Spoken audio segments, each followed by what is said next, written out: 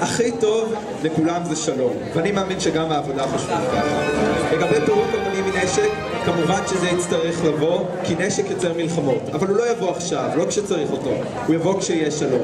כשיהיה שלום, נפרק את הנשק, ועם הכסף מכל המפעלים נוכל ליצור אוכל, נוכל ליצור מקומות תעסוקה, נוכל ליצור דברים לשכבות היותר עניות ויותר חלשות של האוכלוסייה.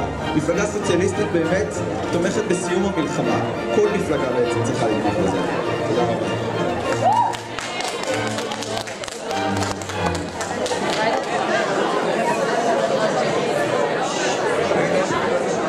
ימים ספורים מוסף מדד האושר, שמדד את האושר של האנשים במדינות שונות.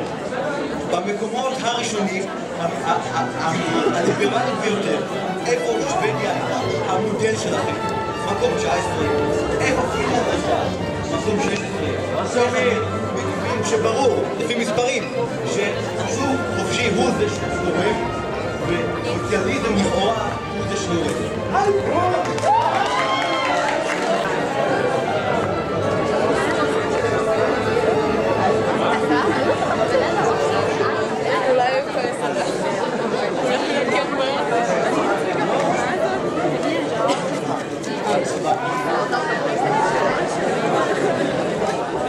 קודם כל, העבודה רוצה את מה שהיא רוצה. ישראל נמצאת באחד המקומות הגבוהים בעולם, אני חושב מקום שני, בפערים בין עשירים ועניים. ברגע שמתקיים שוק חופשי כמו שאתם רוצים, מתקיים אותו המצב שיש פערים ממש גדולים בין קבוצה קטנה של עשירים לבין מעמד הביניים ורוב העם שאפילו מצב כלכלי יותר גרוע. עדיף שהמדינה שלנו תהיה קצת פחות עשירה ואנשים יוכלו לחיות חיים נורמליים ושלום מאשר שכמה אנשים יחיו טוב מאוד והרבה אנשים יחיו בתנאים שבאמת לא מתקבלים על הדעת. אם לדוגמה האיראנים לא מסכימים לאף הסכם פשרה, הייתם יוצאים למלחמה או ממשיכים במאמץ בשביל להשיג איזשהו הסכם?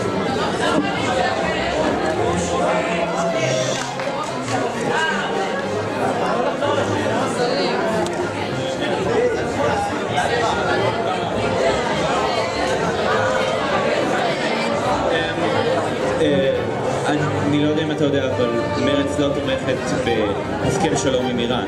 מרץ מאמינה שלצאת לפעולה לבד כשכל העולם לא תומך בפעולה הזאת זה פשוט טיפשי. מרץ תומכת בהסכם שלום עם הרשות הפלסטינאית.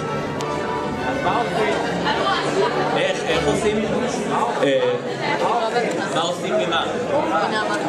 עם איראן יש לך קהילה בינלאומית, יש לך מוסד שנקרא האו"ם, האו"ם יכול לטפל בזה, אנחנו לא היחידים שיפגעו מגרעין איראני.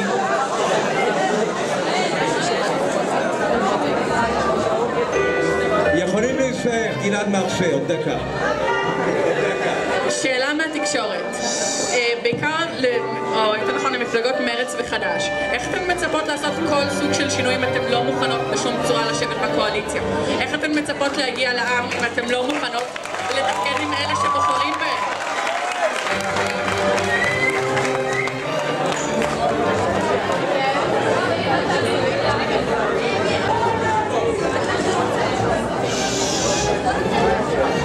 טוב, אז למי אני אומר?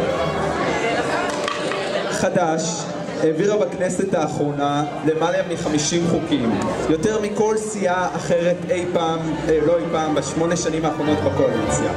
מהאופוזיציה אפשר להעביר חוקים, אפשר לשנות את המדינה ואפשר לעשות הרבה דברים אחרים. כמובן שבכל קואליציה שתקדם שלום ותהיה מוכנה למען שלום אזורי וגם עם הפלסטינים, חד"ש תהיה מוכנה לשבת.